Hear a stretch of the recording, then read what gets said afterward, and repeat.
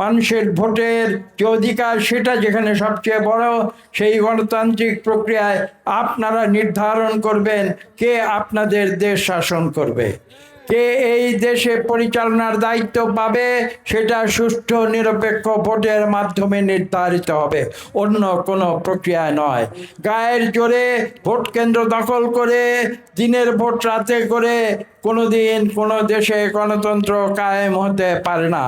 আমরা সেই স্বৈরাচার থেকে বিগত 2024 সালের 5ই আগস্ট ছাত্র জনতার বিপ্লবের মাধ্যমে আমরা সেখান থেকে মুক্তি পেয়েছি।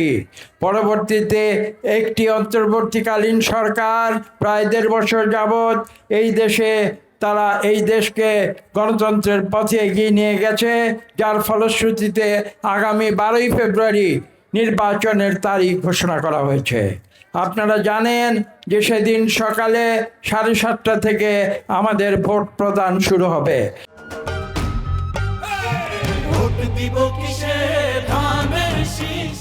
কাজে আমাদের মা বোনেরা যারা এখানে আছেন, আমাদের পুরুষ ভাইয়েরা যারা এখানে আছেন, সকলের প্রতি আমি আবেদন করব যে আপনারা আপনাদের যে হারানো অধিকার, যে ভোটের অধিকার আপনারা ফিরিয়ে পেয়েছেন, সেই অধিকার আপনারা আগামী 12ই ফেব্রুয়ারি সঠিকভাবে প্রয়োগ করবেন।